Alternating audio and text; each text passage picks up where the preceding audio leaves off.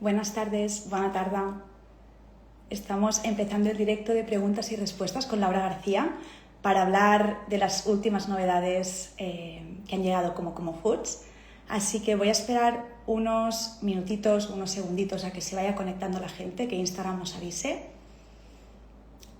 Y cuando seamos unos cuantos por aquí, empezamos. Mientras tanto, voy a buscar a Laura. Y si porfa me decís también si se escucha bien, si se ve todo bien y no hay ningún problema, si podemos continuar mientras busco a Laura.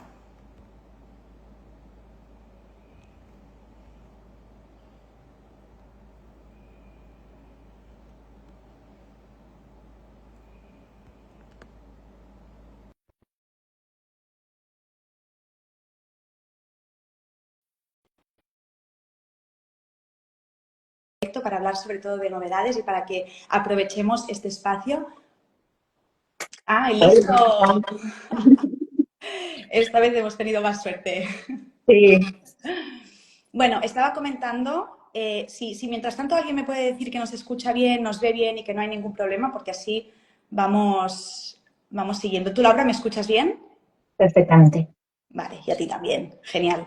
Pues como os Ok. comentaba, estamos aquí en directo para resolver dudas sobre alguna de las novedades que tenemos en Como Foods y también para resolver dudas sobre productos que normalmente pues, generan bastante movimiento y normalmente cuando publicamos cosas tanto en el Instagram de Laura como en el de Como Foods generan bastantes dudas. Así que aprovecharemos que tenemos a Laura aquí para resolver todas estas preguntas. Lo que hemos hecho es, Laura lo compartió en su Instagram y yo lo compartí también en el de Como Foods y hemos recogido todas estas preguntas para seguir un poco un orden desde el producto que más dudas ha generado hasta las preguntas pues, de productos un poco más variados y diferentes. Así que vamos a seguir este orden para estructurarlo un poco mejor y para que no sea esto un, un caos de cosas. Así que si te parece, Laura, vamos a ir empezando por una de las últimas novedades y que ha sido un boom y que además a ti te encanta, que es el de la proteína vegetal. Sí. Sabes que, bueno, y sabéis que hace mucho tiempo que defendemos, tanto desde Como Foods como desde el resto de proyectos del grupos de Como, Mentes, etcétera, defendemos que hay que consumir una cantidad óptima de proteína, que esto es un cálculo que cada persona debería hacer, ¿no? Es entre 1,6 y 2 gramos de proteína por kilo de peso. Esto es algo que todo el mundo tiene que coger la calculadora y hacerse su propio cálculo. Entonces, te da una cifra que viene a ser la cantidad de proteína neta que tú deberías comer cada día. ¿Qué ocurre? Que en ocasiones no siempre es fácil llegar a esta cantidad y ahí es donde obviamente hablamos siempre de priorizar alimentos, pero una proteína en polvo pues puede ser algo muy práctico. Es una proteína que se asimila fácilmente, es cómoda, la puedes combinar de distintos modos, es una manera fácil pues de llegar al final del día a tu cifra de proteína ideal, ¿no? Que puede ser, digo al final del día para que los números te cuadren, ¿no? Pero puedes tomarla para el desayuno, que es justamente una comida que suele flojear ahí en proteína, puedes añadirla a la cena. Al mediodía creo que no suele hacer tanta falta porque ya de por sí solemos comer pues algo de carne, algo de pescado, algo suficiente proteína y no siento que no hace tanta falta ahí, pero igual en el desayuno y la cena pues podemos flojear un poquito, entonces esto nos ayuda pues eso, a redondear esa ingesta proteica que es tan importante.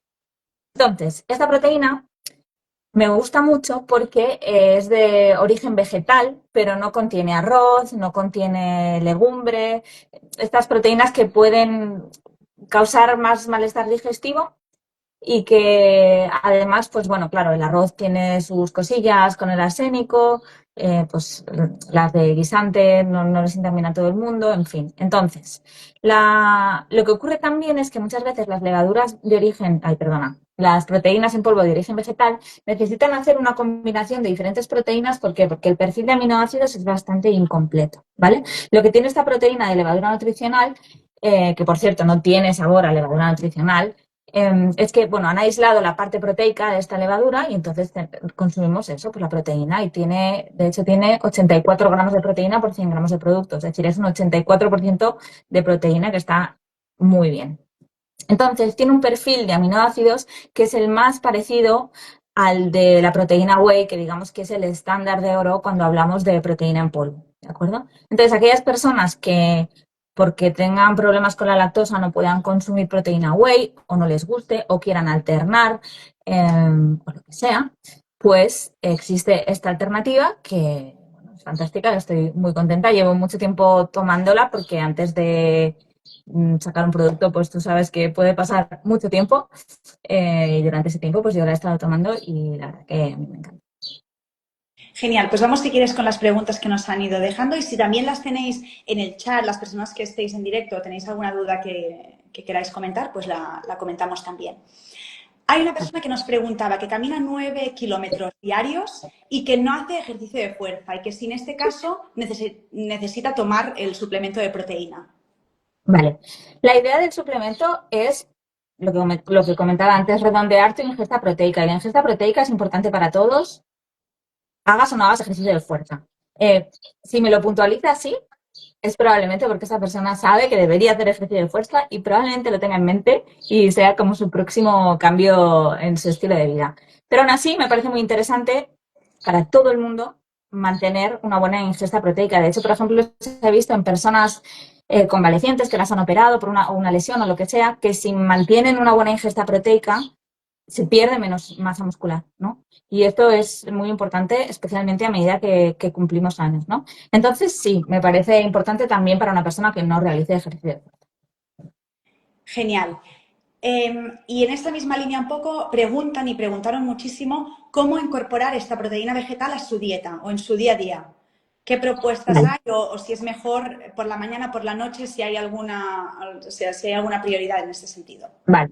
Desde un punto de vista de salud, digamos, la hora es indiferente, no pasa absolutamente nada si la tomas por la mañana, a mediodía, por la noche. La idea es lo que comentaba antes, complementar tu ingesta proteica. Entonces la tienes que tomar ahí donde estás flojeando, porque decíamos, tú te haces tu cálculo de tu proteína diaria total, ¿no? Y te sale una cifra, vamos a poner que te salen 100 gramos diarios de proteína neta. La idea es que deberías distribuir estos 100 gramos entre las ingestas que tú hagas al día. Pongamos 3, ¿vale? Por redondear, vamos a hacer 33, 33, 33. O puede ser mediodía un poquito más, pero bueno, lo ideal sería no bajar en una ingesta de 20-25 gramos, ¿vale? Para que tenga este efecto a nivel de síntesis proteica. Entonces, simplemente tú añades esa proteína allí donde te esté faltando proteína, ¿vale? Si tu desayuno es pues un bol de yogur con fruta, ahí está faltando proteína seguro, ¿vale? Porque con el yogur tiene un poquito, pero no es una cantidad demasiado elevada. Entonces, ahí es donde te conviene añadir esta proteína. Si es la cena lo que flojea porque solamente estás tomando una crema de verduras, pues la puedes añadir ahí, ¿vale? Después está el tema a nivel, que hay preguntas sobre esto también, y si quieres ya yo misma salto, sobre cómo combinarlo, ¿no? Si mejor con agua, con yogur, dónde lo puedo añadir, cómo, ¿vale? Esto realmente es ensayo y error y es preferencia personal, ¿vale?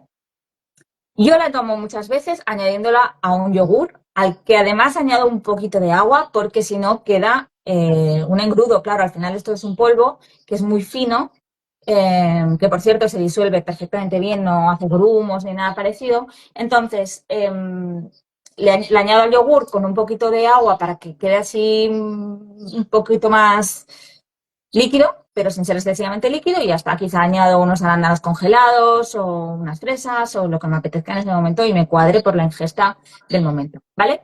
A veces otra cosa que hago es mezclarla simplemente con agua, un poquito de glicina y quizá un poco de canela. Entonces te queda como una especie de leche vegetal que es muy suave y tiene muy buen sabor, ¿vale? Como que es tan finito el polvo, se disuelve enseguida, tú lo mezclas y te lo bebes. Alguien me había comentado que es que, claro, como que baja al fondo la proteína, pero claro, baja al cabo de, no sé, 5 minutos y dejas el vaso ahí, ¿vale? Simplemente vuelves a remover y ya está, pero es muy fácil de mezclar y es muy fácil de combinar. También podrías añadirla pues a una crema de verduras, por ejemplo. Yo creo que ahí podría quedar bastante disimulada.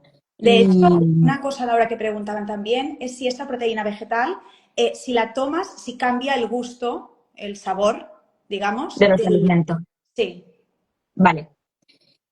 Esto es otra cosa que es muy personal, porque a mí me gusta el sabor de esta proteína. Y hay gente que me ha dicho que no le gusta tanto, ¿vale? Entonces realmente es probarla y decidir. Yo siento que el sabor es suave y que después cuando le añades otras cosas, como que predomina el sabor de esas otras cosas. ¿Me explico? Cuando le añado cacao y un poquito de glicina, pues queda como un batido de cacao que queda dulcito porque sabes que la glicina es dulce. Si le añado canela, queda buenísimo, o sea, sabe a canela. Es como que no tiene un sabor tan predominante como para que opaque al resto. Si lo añades a una crema de verduras, yo he llegado a hacer, le he llegado a poner esto a algún brownie por ponerle más proteína y porque me faltaba como espesar un poco la masa, pues se lo he puesto y no se notaba absolutamente nada porque, claro, un brownie lleva muchísimo cacao que predomina, ¿no? Entonces, si tú te la tomas sola tal cual, sí que tiene un sabor, no puedo decir que no sepa a nada.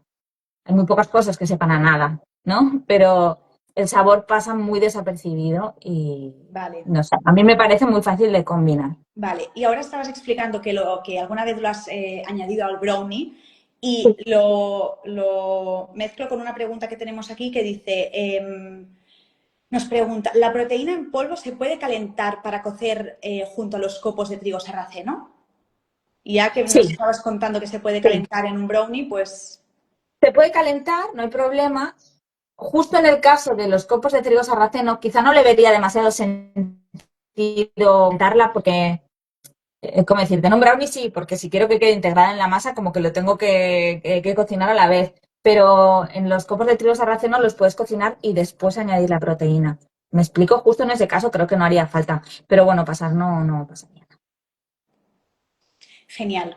Pues creo que un poco en esta línea están todas solucionadas las preguntas y paso a cómo calculamos la dosis de una persona que no tiene el dosificador. Sí, supongo Vale. que aquí nos preguntan un poco a cucharadas o para tenerlo un poco más fácil. El dosificador no viene incluido ni existe porque la idea es que tú tomes la cantidad que tú necesites. Es decir, si tú estás desayunando un bol de yogur con fruta y un huevo tiene 6 gramos de proteína, el bol de yogur no sé qué te puede dar, 5 gramos, ¿vale? Estamos ahí en 11 gramos. Y quieres llegar a 20 o a 25, pues tienes que calcular los que a ti te faltan. Entonces tienes que sumar tú la proteína que te falte a ti, porque si otra persona está tomando 2 huevos o es mucho más alta que tú, más corpulenta y necesita tomar más proteína, tiene que calcularse tu dosis, ¿vale? Teniendo en cuenta que tiene un 84% de proteína. Es decir, ahí hay que hacer uso de la maravillosa regla de tres, eh, que nos dijeron nuestros profesores de matemáticas que nos serviría y es verdad. Entonces tú dices, pues necesito tanta proteína, 84 a 100 como tal, y te haces tu calculito de la que necesites. Entonces ahí es muy práctico tener una báscula de cocina, que yo creo que muchas personas tienen, y si no, pues es una cosa práctica y bastante económica, yo creo, y es la mejor manera al final de medirlo, porque si no vamos un poquito a ciegas. Y si tienes pensado introducir la proteína en polvo en tu vida, o si tienes pensado hacer recetas que requieran un pesaje, básicamente. Y no tiene que ser tampoco una báscula de mucha precisión, porque en el sentido de que no tiene que pesar gramajes pequeños, porque piensa que normalmente tomarás pues 20 gramos de esta proteína, 25, 30, depende de, pues eso, de ti. Es que depende de la persona. Entonces, por eso no podemos generalizar en la dosis. Depende de la persona y depende de lo que necesite complementar. Igual hay días que para cenar te harán falta 30 y otros días 20. Entonces te lo tienes que calcular. Genial. Te preguntaría, hay otras personas que nos han preguntado, cuando preguntaban por la proteína en polvo, si proteína whey, si proteína vegetal, qué proteína de whey recomendamos. Y después bajaba la pregunta de si proteína en polvo y disbiosis es una buena combinación, se puede convivir o no. O sea, te diría un poco Vale. si quieres ver esa... Vale.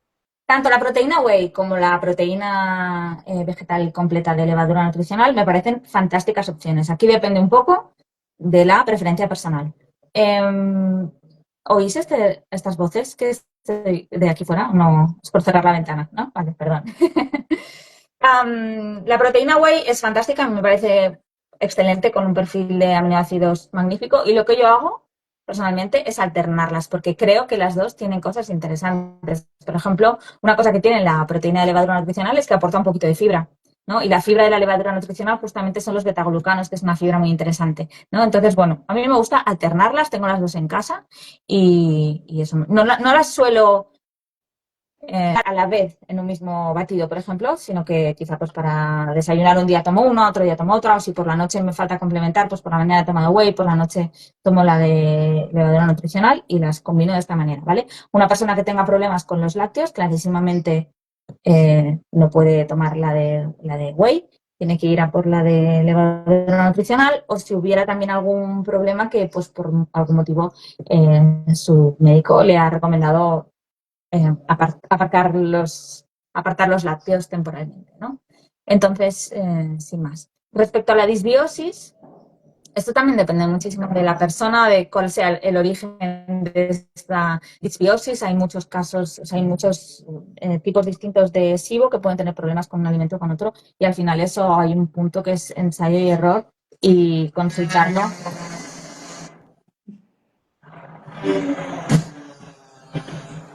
Un Ahora momento. sí que lo estamos escuchando.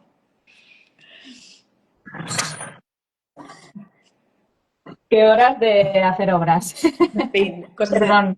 No pasa nada. Sí. Pues consultarlo con su especialista, ¿vale? En todo caso, la levadura nutricional es una levadura inactiva, ¿vale? Que no debería dar problema a nivel de cándidas ni cosas por el estilo, ¿vale? Pero bueno, siempre consultarlo y ya está. Genial.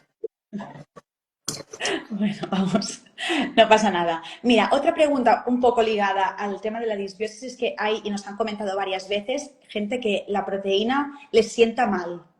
Cuando se la toman, no sé si esto es por la proteína en polvo en general o si puede ser que sea whey o que sea la vegetal, si alguna da Claro. molestias digestivas o no. De nuevo, esto es muy personal. Sí pudiera ser que si se toma sola, sin nada más, repitiera un poco. Puede ser, porque algunas personas sí han notado este efecto. Que no es bien que les siente mal, no hay dolor ni malestar, pero sí como que notan que les vuelve un par de veces, ¿no? Entonces sí pudiera ser que eso ocurre si se toma sola, sin más, solamente con agua. Pero siento que si se combina con otros alimentos o con un poco de yogur o alguna cosita, pues siento que ya no, el efecto así no es tan fuerte. Pero de nuevo, al final, como todo, hay un punto que es muy personal. Vale, pero en principio no debería dar No problemas. debería, no Vale, debería. Porque de hecho los aminoácidos están, o sea, es como, es muy, tiene una alta digestibilidad a nivel de aminoácidos, ¿no? Que se asimilan muy rápidamente, se asimilan muy bien, entonces no debería dar demasiado problema digestivo. Es como fácil para el estómago de digerir esos aminoácidos porque ya está en un polvo muy fino, no tiene que hacer un gran esfuerzo a nivel digestivo. vale, genial.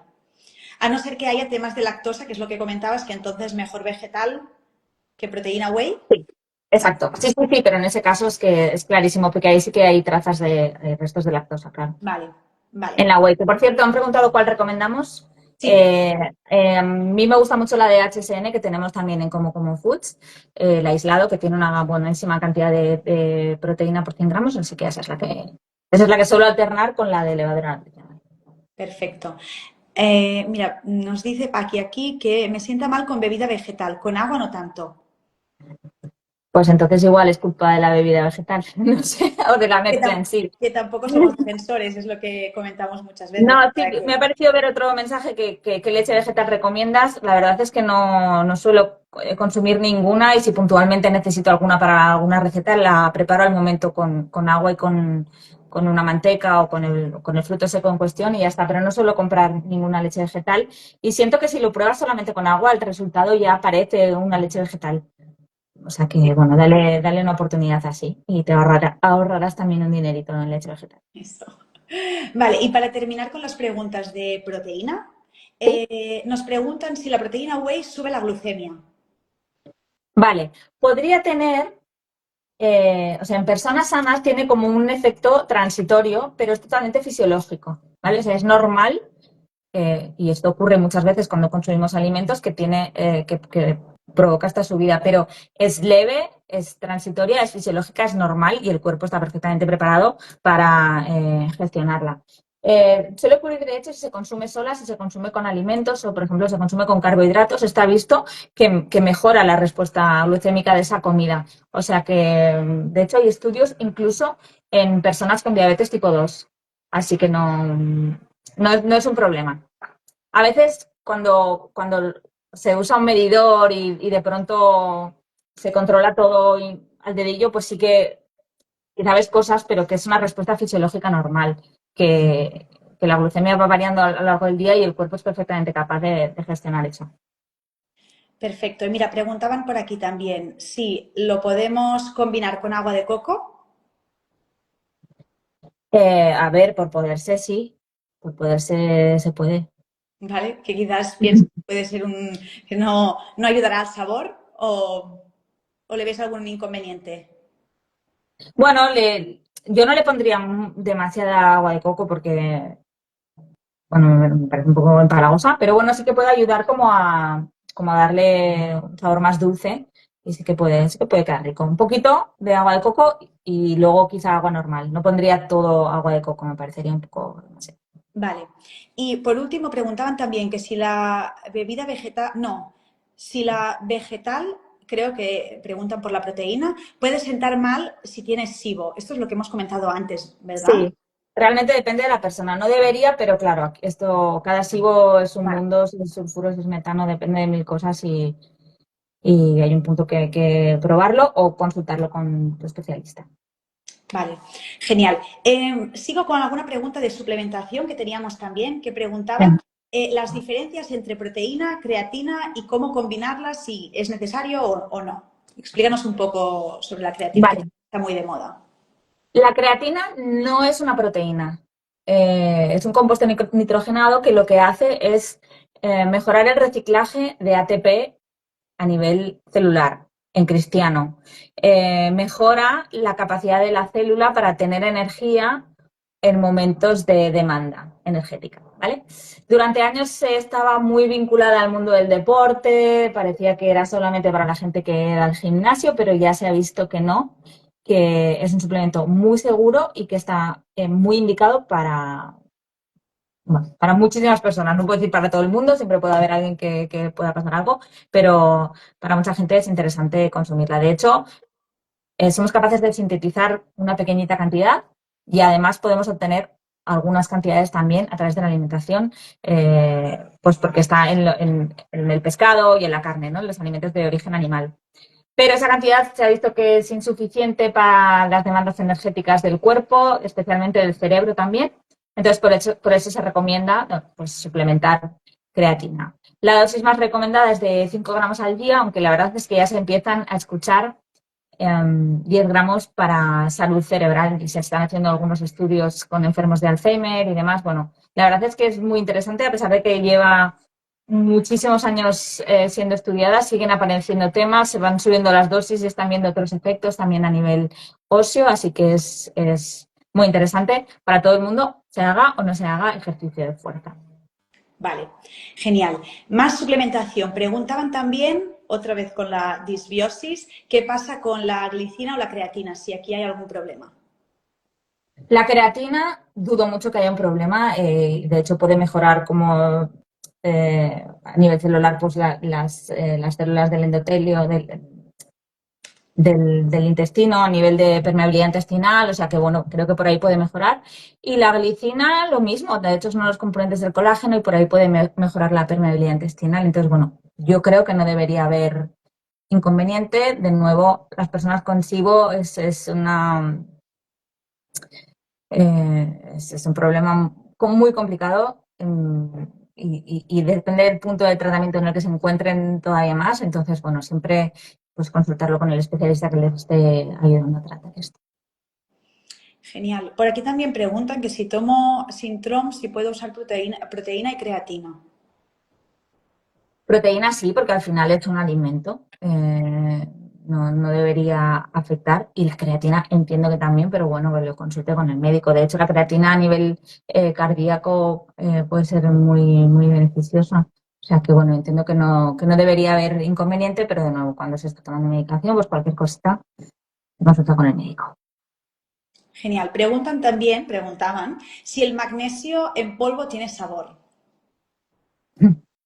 Me estoy acordando de ti y de aquella vez. Eso yo la he leído y digo, uy, mal. En la web tenemos dos tipos de magnesio. Tenemos el bisglicinato de magnesio y el malato de magnesio. El bisglicinato de magnesio sabe a rayos, tiene muy mal sabor. Eso no significa que no sea bueno para la salud y, oye, pones un poquito con un dedo de agua, te lo bebes y luego bebes agua para que se te pase ese sabor asqueroso y ya está. Porque es una forma de magnesio que es muy interesante. El malato de magnesio sabe como a tiza. ¿Vale? Es como un polvo blanco que no tiene un sabor determinado, pero la textura y como que no es que haya comido yo tiza nunca, vamos, pero que vamos, que recuerda algo así. Entonces, yo de hecho suelo combinarlos los dos, suelo tomar al mediodía malato y por la noche el bisglicinato, porque el bisglicinato al tener glicina, un poquito de glicina, pues ayuda a dormir. Entonces, yo recomiendo no añadírselo a nada. A veces es como, venga, meto en el batido la creatina, pam, pam. Bueno, hay cosas que sí se pueden mezclar, como la creatina, que realmente no tiene un sabor, no sabe nada y va a pasar desapercibida. Y otra cosa es el magnesio, que por favor no lo mezcles con nada. Te lo tomas porque te portas bien y te tomas tus cositas, con nada, un dedo de agua y luego bebes agua para pasar ese sabor y ya está. Genial. Vale, la última pregunta en este sentido, bueno, recupero una del chat que nos preguntan, ¿es cierto que un 25% de las personas no absorbe la creatina, por lo que es como si no tomara nada? Que no la absorben, no sé si es exactamente ese el término, pero que no notan beneficios sí se ha visto. La cuestión es que la creatina funciona porque digamos que tenemos unas reservas a nivel muscular y cerebral y demás, y como funciona rellenando esas reservas, ¿vale? Entonces no tiene un efecto que notemos inmediato. Cuando tú logras rellenar esas reservas, que se cree que son unos 20 días si tomas 5 gramos al día, pues ahí es donde puedes empezar a ver beneficios cuando haces ejercicio de fuerza. Si no, siento quizá no es algo como muy notorio, pero bueno, sabes que a nivel celular tus células están funcionando mejor, a nivel energético no están, digamos, sufriendo tanto en algunas circunstancias. Entonces, bueno, hay un punto, no sé, hay gente que nota muchísimo los suplementos cuando los toma, ¿no? Y luego hay gente que tiene que hacer un acto de fe de que, bueno, pues estoy tomando magnesio porque me falta o estoy tomando creatina porque tengo que llenar mis reservas. Y ahí es donde las sensibilidades pueden variar un poquito. Entonces, bueno, sí se puede pasar. Vale. Mira, nos preguntan también si el colágeno como suplemento funciona o solo con la alimentación. No sé si entiendo la pregunta. Eh, Yo creo que supongo que dice que si vale la pena suplementarse con colágeno o si ya sería suficiente con el que podemos conseguir vale. con la alimentación. Yo creo que merece muchísimo la pena suplementar colágeno. Yo soy una convencida desde hace muchos años y, y ya cada vez hay más estudios que demuestran que funciona. El colágeno, a ver, el colágeno, cuando se hace un estudio de colágeno para síntesis muscular, va a salir que no funciona. ¿Por qué? Porque no es una proteína completa, ¿de acuerdo? Cuando se hace un estudio de colágeno para otras cosas, pues como permeabilidad intestinal, salud articular, salud de la piel, etcétera, pues ahí es donde sí funciona. Ayer justo estuve escuchando un podcast sobre este tema y cada vez hay más voces que incluso han cambiado de opinión, que durante años han dicho, el colágeno no hace falta, solo con lo que comes ya lo tienes. Y no, están cambiando de opinión y se toman religiosamente sus 10 o 20 gramos de colágeno porque realmente yo sí creo que merece la pena. Tomarlo tampoco tiene ningún efecto negativo y sí siento que puede tener efectos positivos porque es muy rico en ciertos aminoácidos que no es fácil obtener a través de la dieta. Ahora bien, que tú eres un crack, una crack del caldo de huesos y cada día te lo tomas y comes callos y pies de cerdo, no sé qué, hay un montón de alimentos cartilaginosos, pues bueno, pues igual estás tomando ahí suficiente colágeno. Lo que ocurre es que no es lo habitual. Perfecto.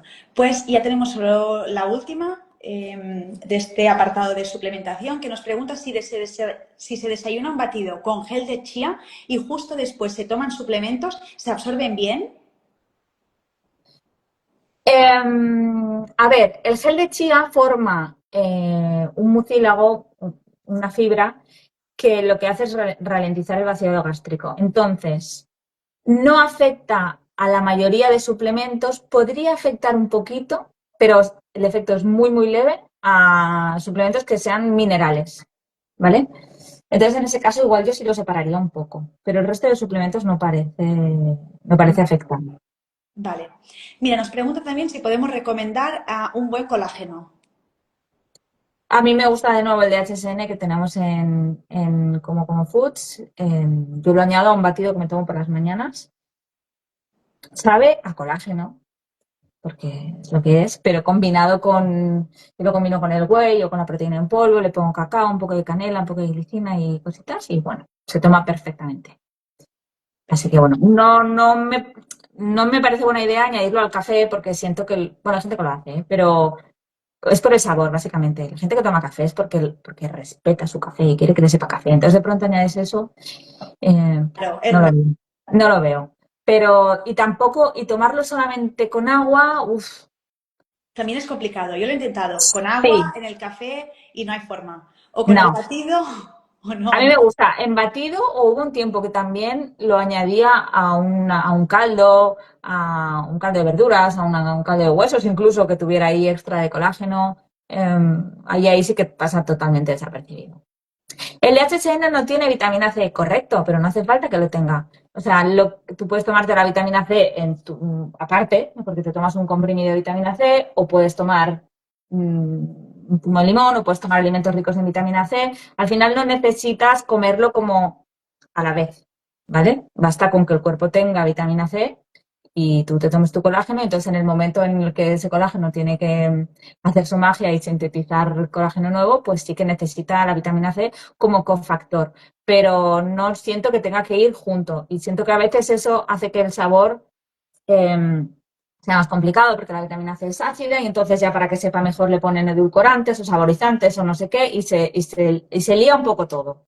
Entonces yo prefiero ese colágeno que solamente tiene colágeno. Yo soy muy fan de los suplementos puros, en el sentido de que no lleven mil historias. Sí que un multivitamínico pues es muy práctico, pero si quiero glicina, que sea glicina. Si quiero magnesio, que sea magnesio. Yo ya decido la dosis y decido cómo lo mezclo. Si quiero, ¿sabes? Pero cuando vienen como muchas cosas ahí, al final no sabes bien bien lo que estás tomando de cada cosa. Es mi opinión. Perfecto. Pues dicho esto, ya podemos cerrar el capítulo de suplementación y de proteína vegetal, ¿Vale? proteína whey, y nos vamos a sartenes y utensilios, que además aprovechamos que ya sabréis muchos que estamos en la semana de utensilios sin tóxicos y cocina sin tóxicos, que es algo que siempre estamos promoviendo, pero esta semana le estamos dando como un push extra. Y aprovechando que estamos como con toda esta divulgación sobre el tema de sartenes, sobre hacer desaparecer antiadherentes de nuestra cocina y otros productos que sabemos que no son saludables, hemos aprovechado para poner otra vez en abierto la masterclass que tenemos de cómo cocinar con sartenes de acero inoxidable, que encontraréis tanto en el perfil de Laura como en el perfil de Como Foods en los enlaces que tenéis en la bio. Así que podéis recuperarla, pero mientras tanto por aquí también vamos a resolver muchas dudas que hay alrededor de las sartenes de acero inoxidable. Creo que estamos de acuerdo con Laura que quizás hemos advertido demasiado sobre las complicaciones o los hándicaps de cocinar con sartenes antiadherentes y al final es más simple y más fácil de lo que nos pensamos. Así que aprovechamos para empezar con las preguntas y vamos a resolver muchas dudas con Laura, que es la experta número 1 en estas sartenes. Dispara. Disparo. Mira, lo primero que nos preguntan, y a lo mejor es una de las preguntas un poco diferentes porque no va en la línea de cocinar con sartenes antiadherentes, pero sí que es algo que pasa mucho y que nos preguntan por las manchitas que pueden aparecer negras en las sartenes o cuando a veces se quedan más negras, que sé que también es un tema de fuego, de cocción, de cómo las usamos, pero explica un poco por qué podría ser, si se quema la comida o la sartén, qué puede haber pasado. Vale. Si se quema es porque ha habido un exceso de temperatura en esa zona en concreto de la sartén. Aquí conviene utilizar, si se usa gas, un fogón que sea adecuado al diámetro de la sartén, ¿vale? Porque si la llama sube por las paredes de la sartén, pues puede hacer que estas paredes de aquí, se quemen un poquito y se queden como tostaditas, ¿vale? Aquí en casa, mi señor marido me las ha quemado un par de veces, porque él, pues con las prisas, sube el fuego. No pasa nada, es un santo. Entonces, lo que yo hago es dejarla en remojo y frotar con un nanas. Un nanas es un estropajo de acero inoxidable de estos de toda la vida. O con la parte verde, con la parte que rasca de un estropajo normal, ¿vale? Hay que frotar sin miedo, porque no hay nada que se vaya a desprender de esta sartén. Es una sartén sin antiadherente, no hay antiadherente que se vaya a desprender. Que eso es otra cosa que también hemos vivido con pánico. No utilices cosas metálicas, no rasques, no friegues, no sé qué. ¿Por qué? Porque había antiadherentes que se desprendían y fastidiabas la sartén. En este caso, esto no va a ocurrir, ¿vale? Entonces, ciencia remojo y ya. Perfecto, ha quedado claro. Y además se pueden meter en el lavavajillas incluso si quisiéramos, que esto es algo que nos preguntan también bastante. Sí, sí, sí. Claro, si tiene algo muy pegado, la vajilla no lo va a quitar. O sea, el remojo es imprescindible. De hecho, muchas veces yo que soy de meterlo todo en las vajillas, pues igual la dejo en remojo, rasco un poquito lo más fuerte y entonces la meto en el lavavajillas que me la acabe de fregar él. Perfecto. Pues pasamos un poco a las preguntas de truquitos y ver cómo cocinamos ciertos alimentos que son los que más controversia generan. Por aquí preguntaban cómo cocinar huevos en sartén de acero inoxidable y cómo cocinar todo lo que tenga que ver con el huevo. También preguntaban, supongo, de tortillas, si tortilla de patatas se puede, si sí, si no, si cómo lo hacemos, qué opciones tenemos. Vale. Rebobinando un poquito y relacionándolo con esto que decías tú al principio, de que igual nos hemos pasado un poco, bueno, hemos advertido y porque nos hemos acostumbrado tanto a cocinar sin antiadherente, a cocinar sin aceite, que cualquier otra cosa nos parece complicado, ¿no? Pero bueno, tiene sus truquillos y se puede. Los trucos que voy a explicar ahora para cocinar en acero inoxidable son sobre todo para alimentos que tienen tendencia a pegarse, pues como el huevo, la carne, el pescado y demás, ¿vale? Hay otros alimentos como, ¿qué decirte? Unos espárragos verdes, que simplemente, o sea, tú pones aceite, pones los espárragos, cocinas y ya está, ¿vale? Un poquito de aceite hay que poner porque no se puede cocinar en estas sartenes sin aceite, sin más. Esto me lo han preguntado bastante estos días por mensaje directo y bueno, siento que no hay que tenerle tampoco esta fobia al aceite, no estamos hablando de añadir una cantidad enorme, pero un poquito sí. En algunos casos se podría añadir agua, un poquito de agua. De hecho, yo lo hago cuando cocino cuscús de coliflor, pues pongo aceite para saltearla, pero igual le añado un poquito de agua, pongo la tapa y así se hace como vapor y se termina de cocinar mejor, ¿vale? Entonces, vamos a por las técnicas. Para cocinar alimentos que tienen tendencia a pegarse existen dos técnicas. El inicio en frío y el inicio en caliente. El inicio en caliente es, digamos, el método convencional para cocinar en acero inoxidable, que consiste en colocar la sartén sin grasa sobre el fogón de gas, de lo que sea. A fuego no demasiado alto, porque no hay que darle como un impacto muy fuerte. O sea, puede ser medio y quizás subirlo después un poquito, ¿vale? Entonces, hay que calentar primero la sartén sin nada. ¿Cómo sabemos que está suficientemente caliente? Porque te mojas los dedos con agua, salpicas estas gotitas de agua en la sartén y se formarán una especie de bolitas de agua que parecen bolitas de mercurio que se deslizan por la sartén, ¿vale? Si lo que ocurre es que el agua como que parece que se cocinara el agua, ¿no? Como que se queda ahí y no se forman las bolitas, todavía no está caliente. O si de pronto parece que estallan y desaparecen, es que está demasiado caliente y tienes que esperar un poquito que baje la temperatura, ¿vale? Compartiremos un vídeo estos días sobre las bolitas, lo tenemos en la web de Como Foods, en el blog, hay artículos sobre esto, en fin, esto está escrito en muchos sitios, ¿vale?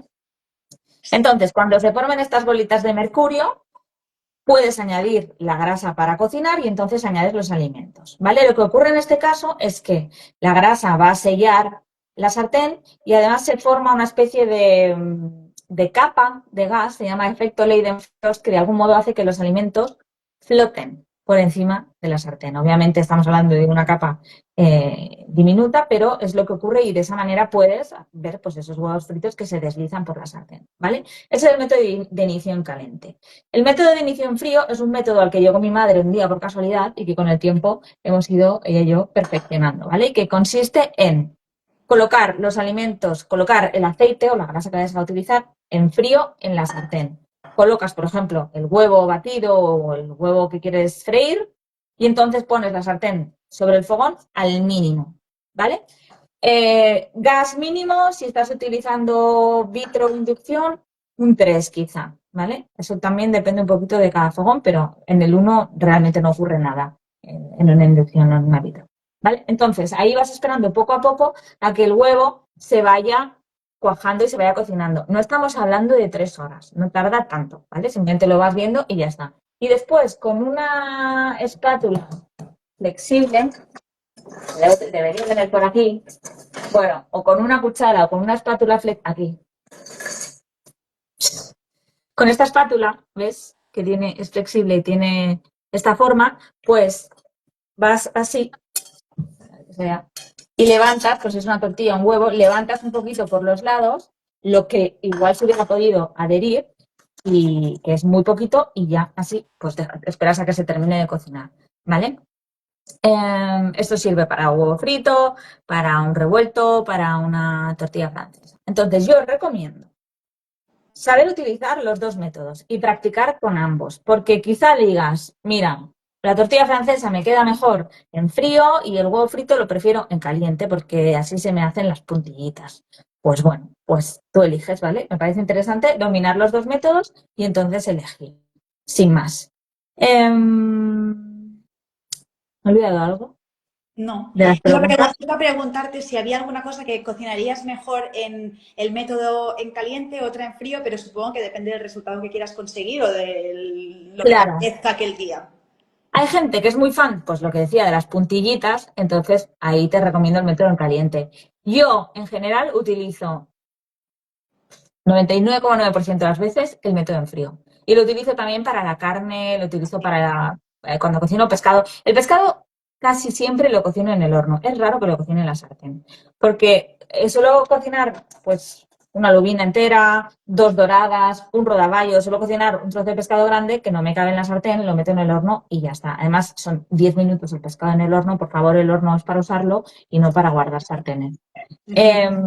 Entonces, igualmente se podría cocinar el pescado en estas sartenes, sí. Recomiendo que sea pescado con piel, que entonces cocines por el lado de la piel y pongas una tapa, porque al colocar la tapa entonces se acumula el calor y se cocina por arriba sin tener que darle la vuelta, ¿vale? Porque en el momento que le des la vuelta y lo pongas por el lado que no tiene piel, pues hombre, es más complicadito, ahí se te puede pegar, ¿vale?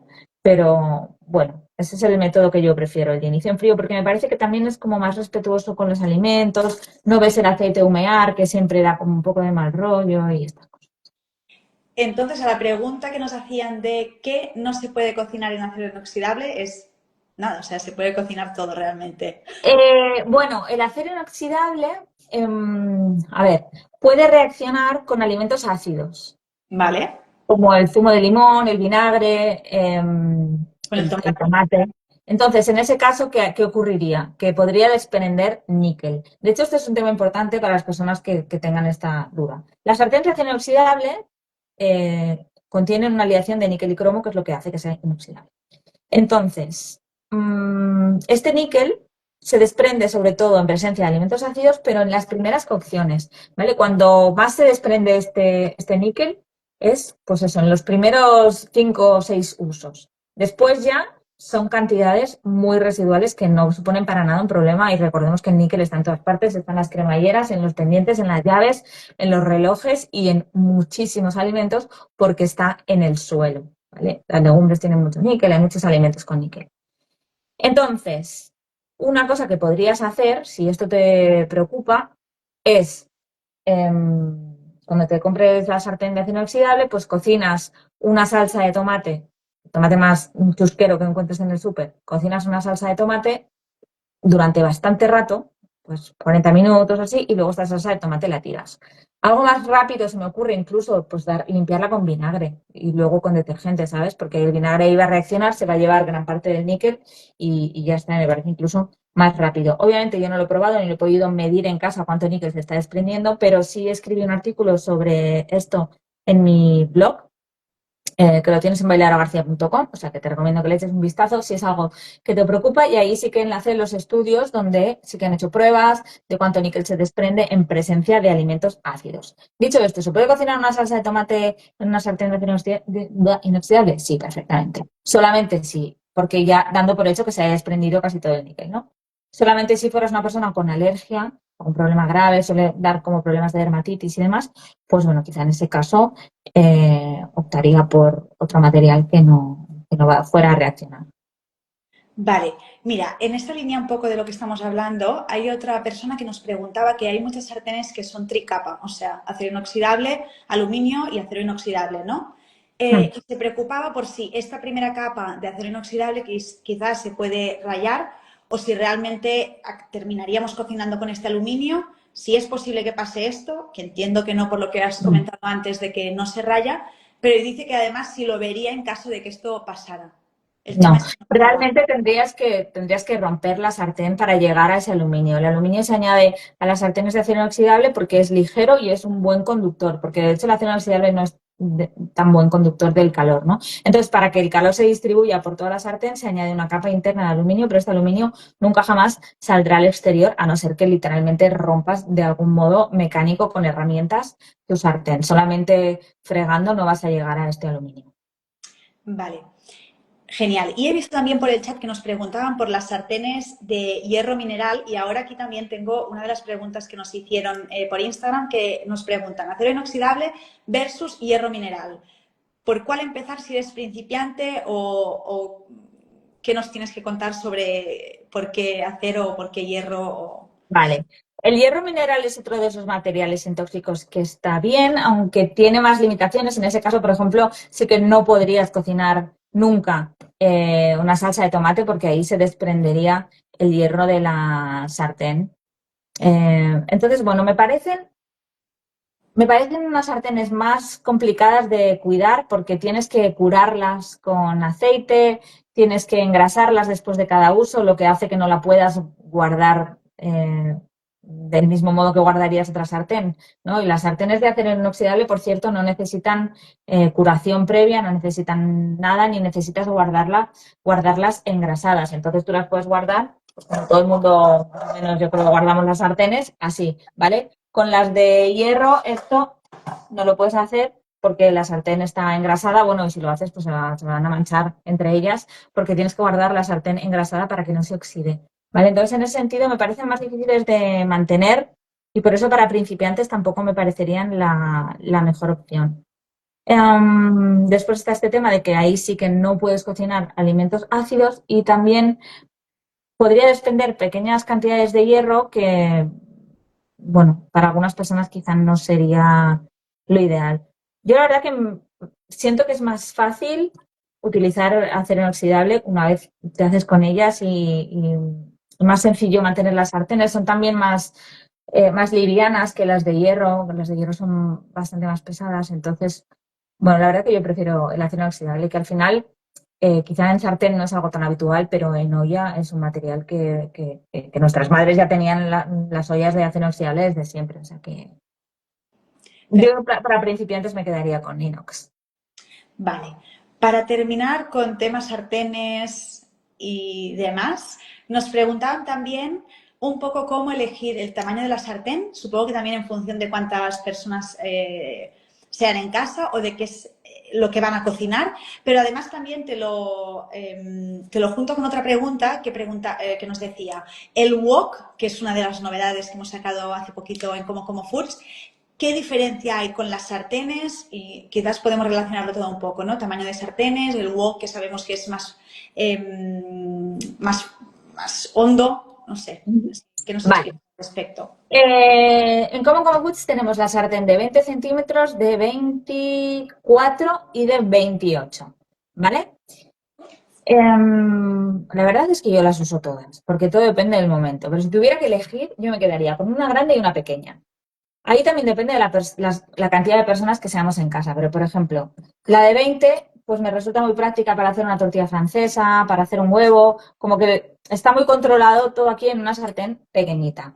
En cambio, la de 28, que te la voy a enseñar ahora, esta me va genial cuando quiero hacer pues carne a la plancha, por ejemplo, pues porque al mismo tiempo me caben fácil 3 o 4 filetes en función del tamaño. Aquí me caben 4 hamburguesas sin problemas. Entonces, claro, puedo cocinar más de una sola vez, ¿vale? Entonces, en este sentido, la de 28 me parece muy práctica, incluso para 2 personas, pues porque si haces un filete que es un poco grande, que estos que son finitos, unas milanesas o algo así que son finitos, pero son grandes, pues te caben en un momento y los haces más deprisa. Me parece un buen tamaño también para verduras. Si quieres hacer cuscús de coliflor, cuscús de brócoli, unos espárragos que te quepan bien, ¿sabes? Me parece un tamaño fantástico el de 28. O sea, incluso para familias pequeñas o hogares en los que iban pues solamente una o dos personas, me parece un tamaño práctico. Entonces yo tendría una grande y una pequeña. Aunque la mediana, pues bueno, también tiene su encanto. Y quizá para algunas familias la pequeña sea demasiado pequeña y la función de la pequeña la cumpliría la de 24. ¿Me explico? O quizá una persona sola dice, no, mira, yo nunca usaré la de 28 y los espárragos los parto por la mitad y entonces la de 26, he dicho 24 creo, no, la de 24 ya le iría bien, ¿vale? Oye, si te gustan las tres, pues las tres, que al final, ¿qué te voy a decir yo?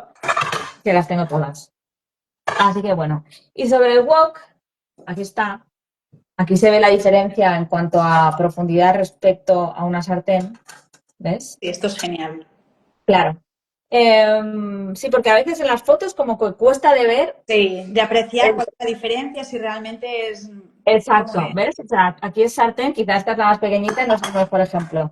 Pero voy a coger la grande porque esta tiene 28 centímetros de diámetro en la parte de arriba, ¿vale? O sea, realmente es igual que la de 28, ¿vale? Pero mira, ahí ves la diferencia Sí. en cuanto a la altura de una y otra, ¿vale? Entonces, el wok permite un tipo de cocción, pero como tiene esta forma cóncava, en la que la base está más caliente que las paredes. ¿Vale? Entonces te permite, pues, estos salteados en los que necesitas quizá diferentes temperaturas, salteados rápidos, puedes hacer un curry, puedes hacer verduras. A mí me va muy bien para hacer espaguetis de calabacín porque hago un montón de golpe y Y entonces abultar puedo un remover poquito. sin tirarlo todo. O sea, puedes hacer lo mismo que harías en una sartén, pero además te permite por capacidad hacer otras cosas y también por esta distribución distinta del calor, pues también hacer otras cocciones, ¿no? Salteados, cocciones al vapor y esto, teniendo en cuenta que la distribución no es tan uniforme como en el caso de una sartén, que sí que tiene una distribución más uniforme del calor por toda la base y las paredes que son más bajitas. Entonces, esta sería la diferencia. Es cierto que algunas recetas, pues de algún modo se solapan, ¿no? Que igual las puedes hacer en un utensilio que en el otro. Pero bueno, el wok tiene este punto divertido. De hecho, el otro día hice yo palomitas de maíz en el Ah, wok. Sí. Y oye, pues genial, ¿sabes? Porque claro, cuando son pequeñitas estaban en la base que se calienta bien, pero luego saltaban y lo de arriba, para que no se me quemaran, la verdad que quedaron súper ricas. pues ya lo sabemos. Así que, bueno, si por ejemplo tuviera que hacer una tortilla, pues prefiero la sartén. Para sellar carne, prefiero la sartén. Pero si quiero hacer un curry o algo con caldo o estas verduras así diferentes, pues sí que optaría por el wok. Genial. Dudas resueltas, creo que todas, sobre utensilios de cocina, sobre sartenes, wok, las diferencias, eh, nada más, ¿vale? Bien, En este apartado. Solo recordaros eso, que estamos en la semana que estamos visibilizando el tema de utensilios sin tóxicos y que tenéis toda nuestra web con todos los productos y utensilios de cocina que os pueden ayudar a hacer vuestra cocina un poco más saludable. Y también sí, la masterclass gratuita disponible. eso. Y una cosita. Siento que esto de las sartenes a veces es como estas personas que fuman y saben que lo tienen que dejar. Pues esto es como que sabes que tienes la sartén chunga y chusquera, que tienes que cambiar porque tiene antiadherente, está toda rayada y Pero tal, no pero terminas. como que te Sí, bloquea el sí. hecho de tomar la decisión y cuál me compro y sabré utilizarla y no sé qué, y como que te agobias ahí y no terminas de tomar una decisión que sabes que tienes que tomar, ¿no? Y encima es que te estás preocupando y con razón, porque cocinar con antiadherentes y encima si está rayada, pues no es saludable. La cosa es, hay que salir de este estado de duda, decidirte por una sartén, la que sea, si son las de acero inoxidable, a mí me parece maravilloso, si son otras me va a parecer maravilloso también. Salir de este momento de duda y ya hacerte con unas sartenes que además te van a durar toda la vida. Yo siempre digo, haz tu último cambio de sartenes, porque estas sartenes no se estropean, estas sartenes te duran para siempre, pero estas sartenes tus hijas se van a dar de tortas o tus nueras, ¿me entiendes? Algún día, porque duran para siempre. Entonces, haces el cambio, aprendes a cocinar con ellas, que tampoco es tan complicado, y te No. olvidas para siempre de este problema que ahora mismo te está preocupando, ¿vale? Porque cuando solucionas este tema de un plumazo, pam, te olvidas, ya lo estás haciendo bien, ya está bien, ya preocúpate de otra cosa, pero no te preocuparás más por tus sartenes. Entonces yo entiendo que cuesta hacer el cambio, pero es importante, es para siempre, es menos complicado luego cuando te pones de lo que parece y ya está.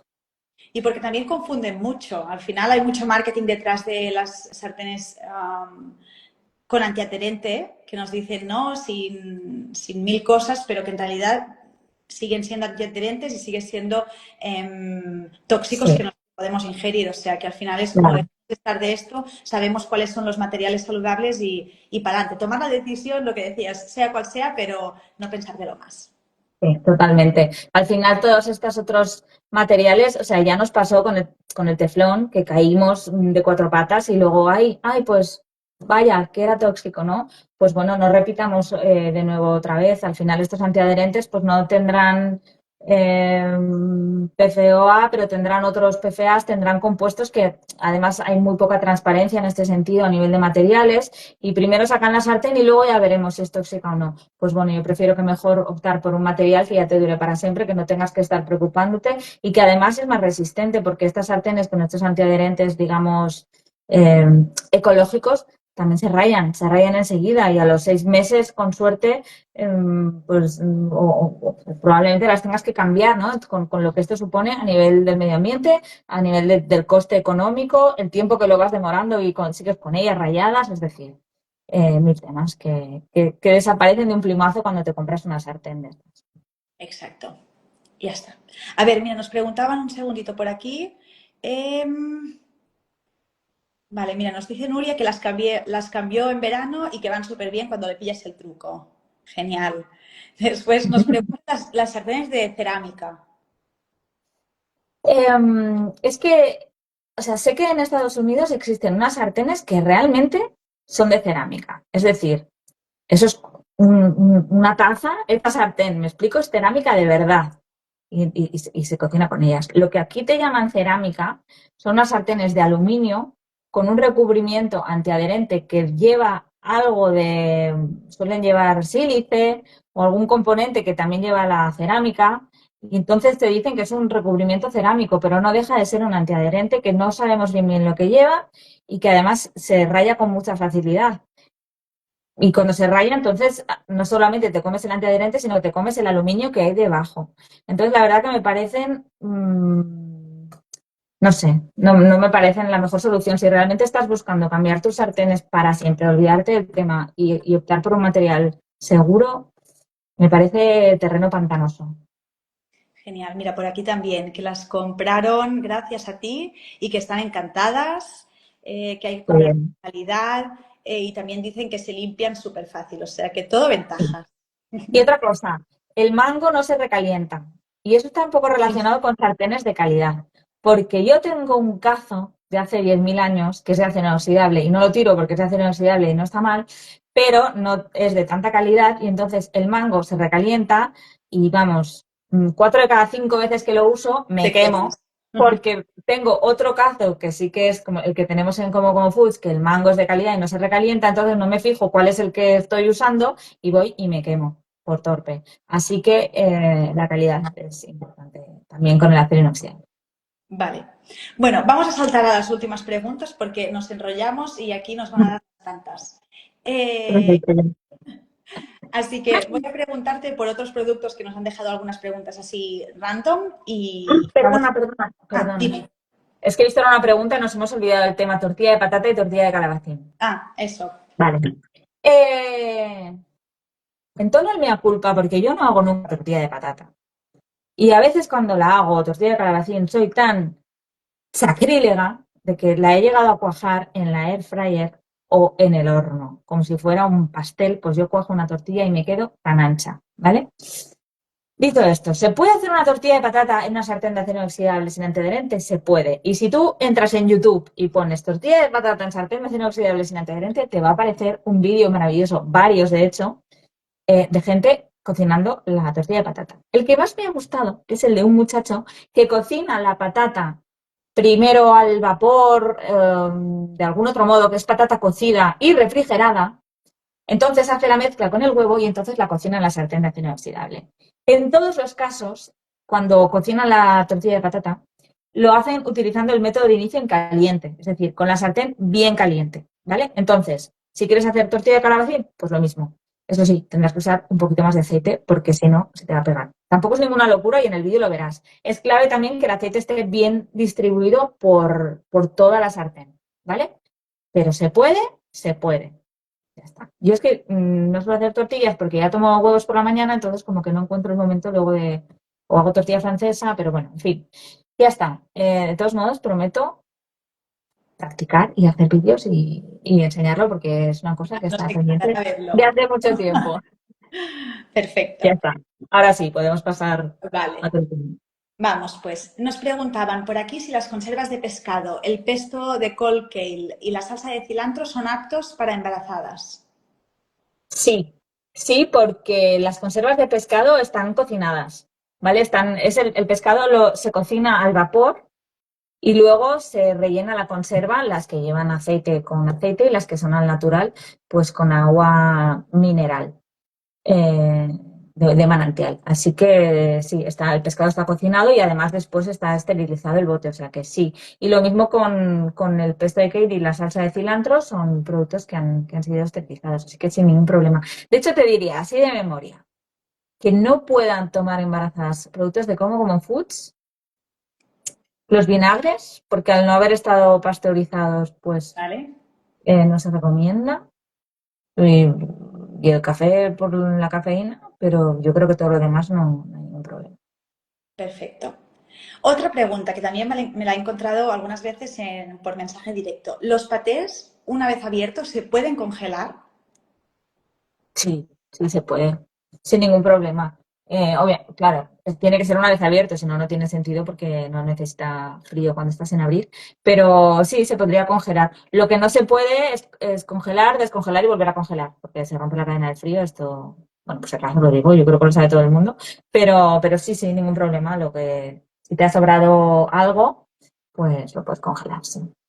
Perfecto. Otra pregunta que está relacionada con también productos, últimas novedades que hemos sacado, que son las nuevas recetas del chocolate blanco y del chocolate con leche de coco. Eh, Han visto que llevan fibra de achicoria y preguntan si esto puede provocar molestias gastrointestinales. Sí podría ocurrir si de pronto se toma una cantidad elevada de este chocolate, pero más que nada porque es, digamos, una fibra eh, que de pronto está alimentando a la microbiota y puede tener sus consecuencias. ¿Me explico? Hasta que el cuerpo de algún modo se acostumbra a ella. Sí que podría ser al principio, pero bueno, es como que le estás cambiando la dieta a la microbiota, incorporando una fibra que, por cierto, es fantástica y sí que podría ocurrir. Pero bueno, es controlar la cantidad y darle un poquito de tiempo. Perfecto. Otra pregunta. Nos preguntan sobre el sarraceno para desayunar, que si es mejor el grano entero que copos o una crepe de trigo sarraceno. O sea, creo que está preguntando por los diferentes tipos y formatos de trigo Ya. sarraceno, si alguno es más conveniente que otro. Todos me parecen interesantes y todos te ofrecen la posibilidad de hacer recetas distintas, lo que aporta variedad y diversión a tu alimentación. Así que todos me parecen una buena opción y no me obcecaría tampoco con ninguno, a no ser que pues alguno en concreto te cause algún malestar o por algún motivo X digestivamente necesites solo tomar el grano previamente remojado X horas, ¿sabes? Pero si no es el caso, todas las opciones me parecen buenas. Perfecto. Que aprovecho para recordar que nosotros tenemos granolas con el trigo sarraceno, que también han salido hace poquísimo los crackers de trigo sarraceno y también algo que ha sido un éxito en estos últimos meses en Como Foods, que han sido los preparados de pan, también de trigo sarraceno. Tenemos dos, el de trigo sarraceno normal y el nórdico, que lleva más semillas que el otro. Y aquí lo aprovecho para hacerte otra pregunta, que es que nos preguntan qué molde usar para evitar que se pegue este preparado de pan que tenemos cuando lo cocinas. Vale, yo utilizo un molde de vidrio que venden este tipo de moldes pues en tiendas de utensilios. Yo creo que lo he visto hasta en Carrefour en la sección de utensilios de cocina. Tienen en Amazon, lo puedes comprar en cualquier sitio. Espérate, pero este año. De hecho, tengo dos. Es este de aquí. Tengo dos porque me gusta hornear los panes de dos en dos. Como que cabe perfectamente en el horno, en 1 hora de horno tengo 2 panes que después pues comemos, igual dejo uno en la nevera, el otro lo corto y lo congelo. Eh, bueno, me resulta más práctico hacer dos de golpe. Entonces, para que no se pegue, simplemente le pongo un poquito de aceite al molde, le pongo un poco de aceite y lo reparto con una servilleta de papel, con un trozo de papel de cocina, lo reparto bien por todas partes, añado la masa, lo horneo y después con esta espátula un Espátula poquito que los también tenemos en como, que como también tenemos en mencionabas Como antes, no Foods. pensaba. Perdón, una tontería, pero le doy mucho uso a esta espátula. No es Pues tan con esta fácil de espátula cortar. imagínate que aquí está el pan cocinado, ¿no? Pues primero separo un poquito así por los lados, por aquí, luego por el otro lado, chin, chin, chin, chin, y luego desde aquí separo, y desde uno de los dos como que levanto un poco y me sale el pan entero. O sea, nunca se me pega. Si le pongo un poco de aceite, nunca se me pega. No utilizo en este caso ningún papel de horno ni nada porque se te va a pegar al papel. Simplemente un poquito de aceite, ninguna locura y queda perfecto y sale muy bien. Perfecto. Y ya para terminar, última pregunta que me parece perfecta para ti. Nos preguntaban sobre el té verde y el matcha, Oh, que preguntaban en este sentido si se tienen que guardar en botes opacos y fuera de la luz, o si no hay ningún problema y se puede dejar en el paquete que reciben de Como Como. vale, justamente, mira que le he dado vueltas yo a este tema. Justamente, o sea, sí, tienen que estar en un lugar opaco y sin luz, ¿vale? Porque es sensible al oxígeno y a la luz, ¿vale? Entonces, en realidad, si lo colocas, si lo mantienes en el sobre en el que viene nuestro matcha o nuestro té verde sencha, cuando abres el sobre, sacas el té y luego lo vuelves a cerrar, ves que puedes apretarlo un poquito para sacar el oxígeno y como cerrarlo tiene este autocierre, cerrarlo intentando que no quede oxígeno dentro, ese sobre es opaco, lo guardas en la nevera, que cuando abres hay luz, pero en cuanto cierras está a oscuras. Entonces lo ideal me parece mantenerlo en el sobre, intentando que no haya oxígeno dentro y metiéndolo en la nevera, ¿vale? ¿Por qué? Porque si lo metes en un tarro de cristal opaco, que son muy bonitos, te lo compro, ahí no puedes controlar la cantidad de oxígeno que hay en el tarro, no lo puedes sacar, ¿vale? Tienes el bote y el matcha está quizás hasta la mitad, pues de la mitad para arriba va a haber un oxígeno que no tienes manera de sacar. Entonces, sí será opaco, pero tendrás este problema con el oxígeno. Entonces, la verdad es que me parece la mejor opción mantenerlo en el sobre. Perfecto. Pues creo que no nos hemos dejado ninguna de las preguntas que nos hicieron por Instagram ni tampoco por aquí. Así que nada, nos vamos a despedir. Vamos a hacer más, si quieren, ese tipo de directos de vez en cuando, porque creo que resuelven muchas dudas y que son Claro. útiles. Es una forma de, pues, de explicarnos, de alargarnos y de que no haya un límite ni por reel, ni por stories, ni de nada de nada. Y estamos como en casa y así aprovechamos y despejamos todas las dudas. Exacto. Alguien preguntaba si el vídeo iba a quedar grabado. Sí, lo vamos a dejar guardado en los dos perfiles, entonces lo puedes volver a ver cuando te apetezca. Y lo que decía Laia, si os gusta este formato, pues podemos pasarnos por aquí de vez en cuando para charlar. Exacto. Y aprovecho ya por último también para recordaros que podéis suscribiros a la newsletter, tanto la de Laura como la de Como Food, si queréis estar al día de las últimas novedades, si queréis enteraros de un montón de contenido que compartimos por allí y que también la primera compra que hagáis en Como Foods tenéis el 10% de descuento. Y nada más, que tengáis una buena noche y nos vamos viendo por Instagram. Muchas gracias Chao y Laura, gracias también a ti. a ti, Laia. Adeu.